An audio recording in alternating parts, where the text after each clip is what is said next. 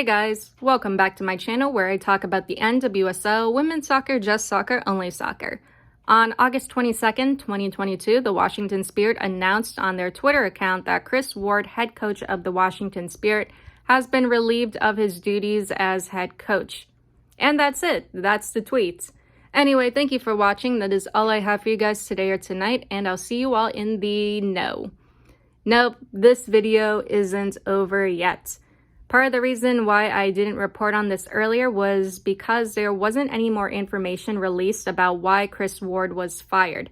I can't just come on my channel and say Kris Ward was fired without people asking why or speculating as to why. Because the Spirit didn't say anything else in regards to Kris Ward's firing, people were indeed speculating. Fans were expecting the worst. After all, this is the NWSL, and whenever we would hear about a coach getting fired in the past, the reasons why weren't good. See Farid Ben-Stiddy, Richie Burke, Paul Riley, Rory Dames, etc. Hearing Kris Ward got fired was surprising to me, but I didn't want to expect the worst. I was thinking he was fired because of the Spirit's performance so far in this NWSL season. Last year, the Spirit were the NWSL champions. Now, as of filming this video, the Spirit are number 11 in the standings with only 12 points. They have 1 win, 9 draws, and 6 losses, and are coming off of a loss and a draw. Not a good record or performance, as you can imagine. I figured that had to be the reason why he was let go. I couldn't imagine why else he would be fired. And again, I didn't want to assume anything bad, especially after everything the Spirit team had gone through last year and earlier this year. Then some details slowly started to emerge, but it wasn't much to go off of.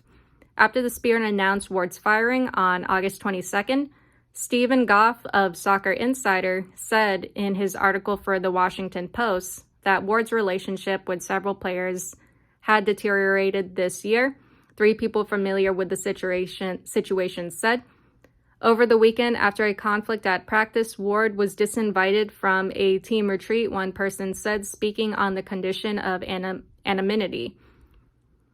Given the team's record, Ward was not expected to be retained next season, that person said, and the locker room dynamic accelerated the process. Things were going nowhere, the person said. So to sum it all up, Ward was losing control of the locker room. He was going to be gone at the end of this season due to the Spirit's poor performance, but because of a conflict at practice, it accelerated his firing. Today, on August 25th, 2022, Washington Spirit President of Soccer Operations and General Manager Mark Krikorian held a press conference to discuss Kris Ward's dismissal. Pablo Iglesias Maurer, staff writer for The Athletic, was able to ask questions and get some answers as to what happened with Kris Ward. Maurer quotes Krikorian, "It's important to establish that under Michelle Kang's leadership and guidance that our goal here is to establish an environment where every decision we make is going to be in the best interest in the players." Krikorian says the Spirit had an incident at the training ground on Friday, which would have been August 19th, of which they notified the league.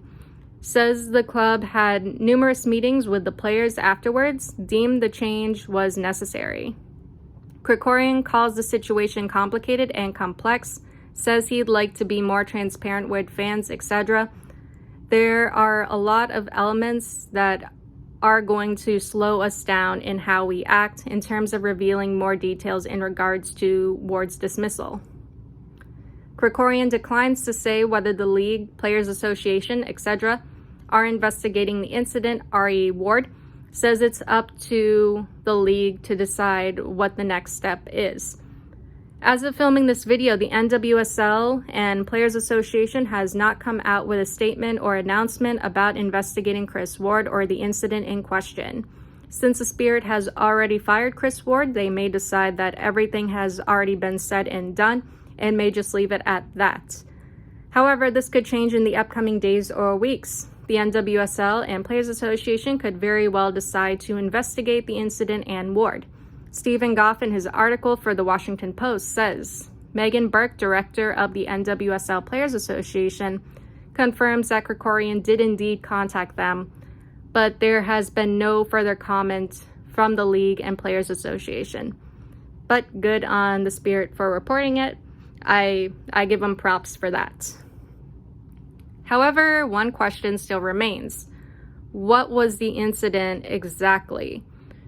Well, Pablo Iglesias Maurer did ask a follow-up question in regards to the incident. He says, I asked Krikorian about this incident. It's my understanding that Kris Ward verbally confronted a player for their performance in a way some found inappropriate.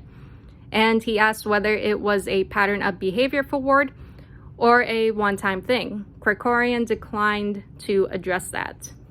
Maurer also adds that based on his reporting, this training session was filmed, something that should make all of this somewhat cut and dry. As you can imagine, after Maurer said this, fans demanded that the tapes be released, which I don't think will happen due to player privacy. The players also deserve some privacy, and if this video was to circulate, it could just cause more pain and unhappiness for the players involved. Stephen Goff of Soccer Insider, in his article for the Washington Post, does shed some more light on the incident.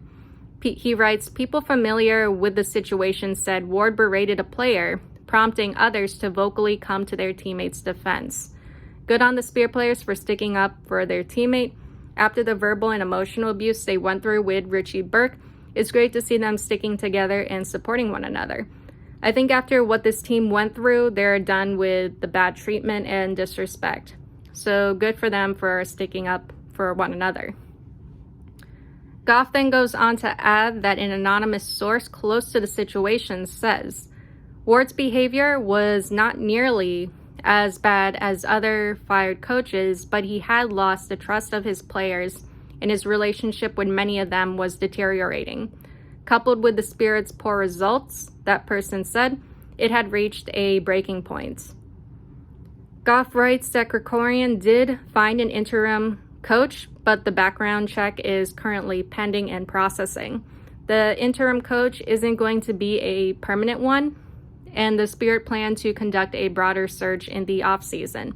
For now, Angela Salem, former Portland Thorns player and first-year assistant coach for the Washington Spirit, is overseeing Saturday's match against the Houston Dash.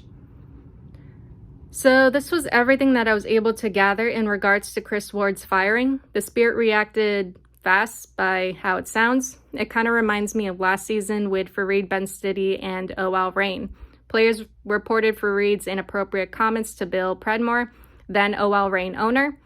Predmore investigated, talked to players, talked to Fareed, found Fareed in the wrong, then Predmore made him resign. Kris Ward's firing is almost identical to that situation, and while a lot of fans think the Spirit should have handled it better, should have been more transparent, I think the Spirit handled the situation pretty well. They did decently. If there was a video of Ward berating a player/players, it could be the reason why the Spirit reacted like they did.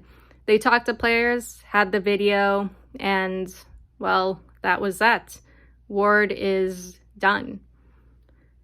Anyway, I'm just going to leave it at that. If more information does come out, I'll post it in the comments section below, or just make another video. The links to my sources and articles are in the description below. That is all I have for you guys today or tonight, and I'll see you all in the next one. Later.